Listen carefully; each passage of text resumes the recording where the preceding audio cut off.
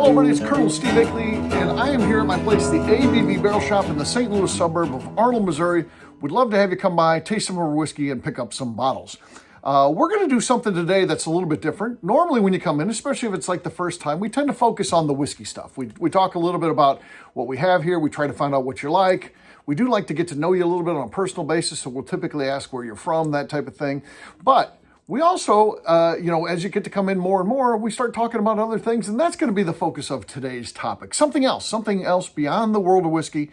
This isn't going to be a bourbon video at all, so if that's what you're tuning in for, might want to tune in next Friday when we get into a topic which hopefully for that time will be bourbon related. But this one is more bar stool chatter, and it's going to be me telling a story. So my dad was kind of friends with Elvis Presley. Very casual, maybe a better way to say it would be it was friendly. I don't know. When Elvis would come into town, my dad was a police officer. I've talked about that a lot of times. And as he moved up through the ranks, he began to work in the chief's office, and he would get these plum assignments and stuff like that because he was an assistant to the chief of police. And one of them that he got to do that he absolutely loved was he became the driver for Elvis Presley when Elvis would come into town.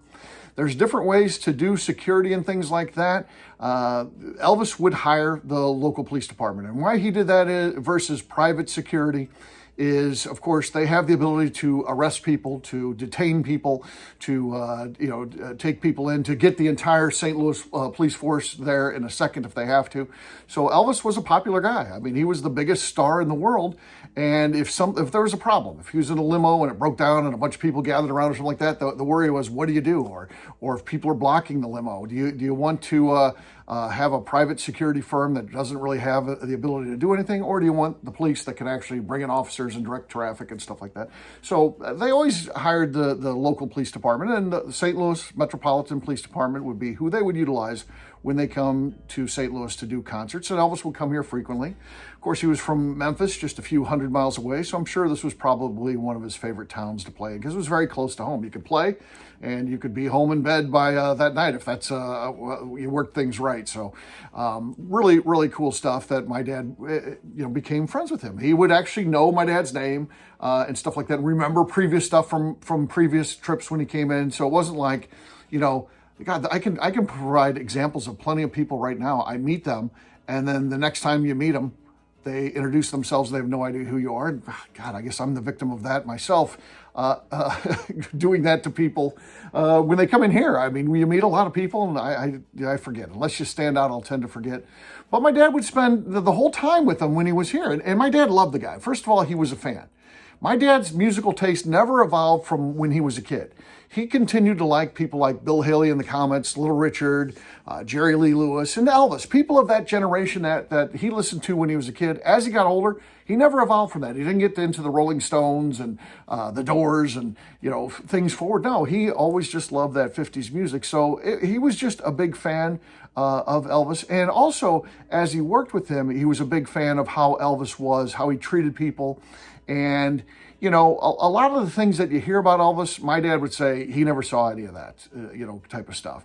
He never saw the drug use. He never saw Elvis doing anything. Elvis would typically play the concert, and if they were staying in St. Louis, or whether it was the night before or the night after, Elvis would typically retire to his room. He'd have his whole crew there, that Memphis Mafia, and they would be kind of guarding the area. And of course, a lot of women would be, trying to get and see Elvis and all that. And Elvis wouldn't have any of that. At least that's what my dad always said, that Elvis wasn't involved in any of that type of stuff. People would be leaving him gifts and stuff like that. None of that. He just thought the man was incredibly polite. The fact that he did remember interactions with my dad was pretty cool. So my dad had some great stories of his various interactions with him. One of them, ones that I think potentially could have been the coolest, was the fact that one time when Elvis showed up, probably maybe the first time that he worked with him or something like that, early on, he had a splint on his pinky. And I think he takes it off when he goes to play, but as he's going around throughout the day and stuff like that in St. Louis, he's got this splint on him. Of course, my dad asked him what happened, and he said he injured it in a touch football game with the guys. And my dad, of course, was a big football fan. He loved watching football. He was a football player in high school and stuff like that. And the era where this is, many of you might know my dad in his older years, and of course, he was an an old man, a big guy, out of shape, but he was a football player. And the era that I'm talking about, he still was a young man. He was and pretty fit and pretty active and stuff like that. And Elvis invited him to come down to Memphis sometime and come to Graceland and let's play some touch football. I'll get you in the game. And my dad said no. I said maybe or something like that. But he never did go down there. And I don't know if it's because he was a parent of 2 kids and didn't have the money to make it down there. Or maybe he thought it would be unprofessional. This is a guy that he's being paid to watch and stuff like that. And he never took him up on that. So that would have been cool. That would have taken this story to a whole different level. If my dad goes down to Graceland and they play in some touch football game and my dad hangs out with Elvis. He never hung out with him on anything other than when he was in St. Louis. They go out to eat and stuff like that, when he was here, but never outside of official work duty stuff.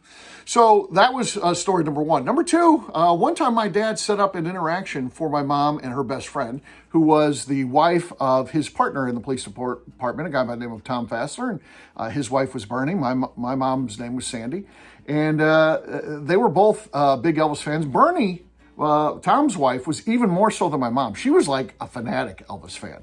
And one time, one of the gifts that someone gave Elvis was a stuffed hound dog. And my dad actually gave it to Elvis, and Elvis said, "I don't want that, throw it away." And my dad was like, "Well, could you sign it? I've got somebody I got in mind to give that to." And he did get it signed and gave it to her, which is pretty cool. I think it was one of her prized possessions up until the time when she passed away. I think she cherished that thing. She used to give my dad a hard time about it, that, this is worth a lot of money. My dad did get one autograph thing that I do have. It's like a booklet that they would have, because of course you're talking about an era when it was all albums, so you get these cool booklets, and it was like his greatest hits or something like that. And they had a bunch of them on when he was on tour, and just stacks of them. I don't know if they're giving them out to the press or whatever. And my dad got one of those and got it signed, and I have that. Well, I still have it. I never got it framed or anything, but I need to get that framed. That's a pretty cool thing. So my dad set up this interaction because they were such big fans, and my dad was the driver of Elvis. He knew exactly where he was going to be dropped off at when he arrived at at wherever they were playing. So he could tell, and he set it all up. This is where my mom and Bernie are going to be standing. Elvis will get out of the car, right? He positioned them where they're going to be right there, face-to-face interaction, a chance to talk to Elvis, get things signed or whatever. So sure enough, limousine pulls up. My dad parks exactly where he says. My mom and Bernie are standing right there, and door opens and Elvis Presley gets out. And it is the Elvis Presley. The guy that both of these women loved, they dreamed of, their ultimate guy, Elvis Presley, and he was, the king. He was the coolest guy in the world, and they both kind of froze up. My dad loves to say that Bernie's mouth dropped open like this, and she never talked. She never said a thing. Elvis gets out of the car, opens the door, gets out of the car, and my mom gets the muster to say, "Hi, Elvis," and Elvis says, "Hi, girls." And then walk by. That was it. It made the paper, though. Of course, the press is all there. The press was around. They couldn't get right to him or anything like that, but they're there when he arrives at the center where he's going to be playing, and they're snapping photos and stuff like that. My mom and Bernie made the paper. Elvis had a brief interaction with 2 girls who happened to be standing there, and it's funny to hear my mom talked about it as a girl. But as I think back to it, this is when I was a little kid. I was probably 6 years old. I still remember all of this like it was yesterday. It was such a big moment. So my mom is probably in her 20s at that time. So the fact she was called, two young girls, kind of makes sense. Though you never look at your mom as being a young girl. It's just one of those weird things. So that was my mom's interaction. And the funny thing is, my dad was the master of this, because I was a big fan of ZZ Top. And in, what was it, 1983 or whenever the Eliminator tour was, they were coming here. My dad says the same thing. He knows security. My dad wasn't driving for those guys, but he, of course, was head of security for ZZ Top and here in St. Louis. And he knew exactly where the limos were going to be coming in. So he set my buddy Mike and I up to meet them. So sure enough, we're there, and here comes 3 limos. Each had their own limo. And they get out of the limo, and we didn't have anything for them to sign or anything. We just wanted to say hi, really, and see them. Because, we love their videos and stuff like that. They looked like these larger-than-life guys. The big beards, big. I thought they were ultimately be guys that look like kind of what I look like today. This is what, in my mind, what I thought they'd look like. They get out of the car. They're tiny guys. We tower over them. And they're not wearing any pants. I'm not kidding you. They had underwear on, like boxers. But I guess they didn't, they had on their stage costumes, the tops and all that, but I guess they didn't want to crease their pants, kind of like that Seinfeld thing. So none of them had pants on. They're wearing like boxer shorts, and they get out and they got these little spindly legs. And it was like a cartoon version of this group that I looked up to because they were so small. And but I said hello to them. We both got to say hi. It was a cool interaction. We had a police escort to get back there where it was, and then they took us back to our seats after we said hello and stuff like that. Again, very, very cool thing. An opportunity that only my dad could have come up with and be able to make happen. So that was cool. My mom will tell you it's not as big as the Elvis thing, and I probably agree. Elvis is iconic. Even though I'm not a fan of really Elvis music. I think it's kind of corny, outdated. His voice is above average, certainly. It's certainly unique, so I think that's a cool thing. Yeah, his music isn't anything that I listen to, but I do like the Elvis persona. The fact that he's like this biggest celebrity in the world. He's, striking out on his own sometime to go meet Nixon. I love that story. I love the fact he's shooting out TVs with a gun. Just weird stuff. Dressing weird. I dress kind of weird. He dressed very weird. I think that that's the stuff that I love. Hanging out with his friends, the Memphis Mafia. I mean, that's a pretty cool thing to be able to employ all of your friends who might not have had any skills that they could make money in besides hanging out with Elvis. And I'm sure they all had pretty good lifestyles. They talk about how he'd buy them houses and cars and all kinds of stuff. I mean, Elvis was a cool guy. And that's the part of Elvis that I like. So that was awesome. The final story that I got about Elvis and my dad. So the last time that they come into town, Elvis does, that my dad was in charge of security. They come in. Again, my dad hangs out with them while he's here, drives them around, all that kind of stuff, and is there at the concert. And after the concert ends, backstage, they find like a suitcase. So my dad finds this suitcase type of thing, a big case. I don't know if it was exactly a suitcase, but it was a big case. And inside of it's a camera, a bunch of developed photos, and all kinds of, rolls of film. This is the days when there was rolls of film. Undeveloped pictures. Thousands of pictures and that had already been developed, this camera and that. So they look at it and they find out the contact information in the suitcase is Kang Ree. Kang Ree is the Elvis's karate instructor, and he's also his official photographer.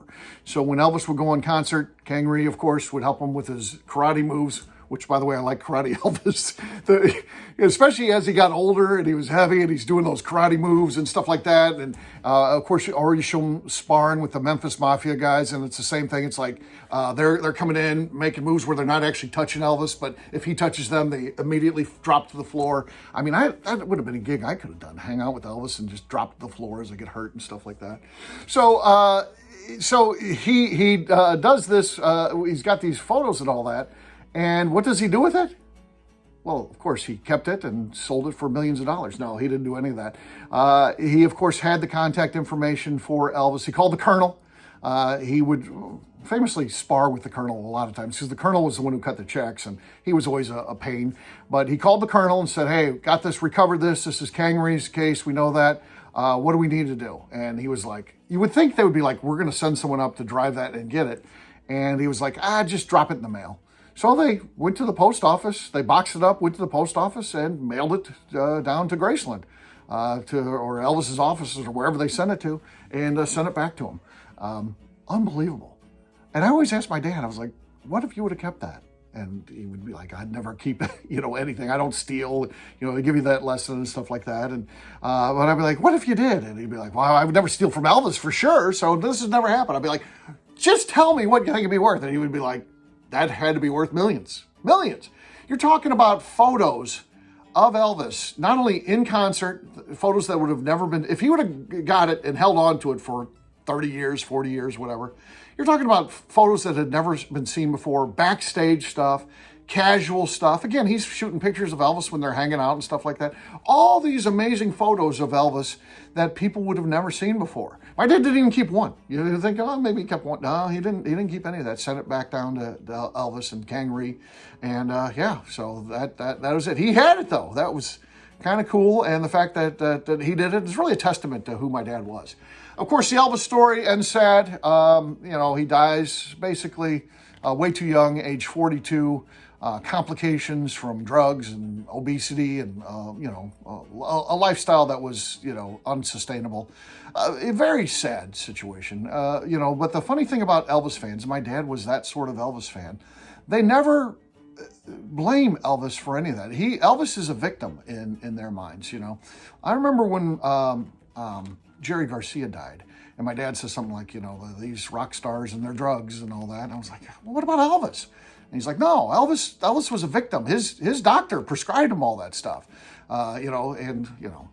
give me a break. But that's just the way that they think. They love Elvis. My dad was that sort of fan, and it was pretty cool that my dad got to meet one of his heroes like that multiple times, had a very casual, fun relationship with him, knew him well. It was one of those people that holds up to what your standards are. So many times you meet someone that you're interested in or think is cool, and it's a bad interaction, and it kind of gets you disenchanted with even the world sometimes. You're like, my God, if this person's a tool, how can anybody be cool? But it lived up to it. Elvis was everything that he wanted him to be. He was a nice guy, humble guy, talked about his poor beginnings and stuff like that, treated his people well, never was screaming at people, a tyrant, anything like that. My dad had plenty of stories about celebrities that would come in and, on stage, they're these fun, joyous people, and they're screaming at the security, they're screaming at their people, they're screaming at fans. They're just terrible people off the stage, but Elvis wasn't like that. Elvis was, a cool, nice, likable guy. And that's it. That's my story about my dad being friends with Elvis Presley. Hopefully you enjoyed it today. Get by the ABV Barrel Shop. I'm telling these kind of stories all the time. If you like it, see them live. We'll see you soon.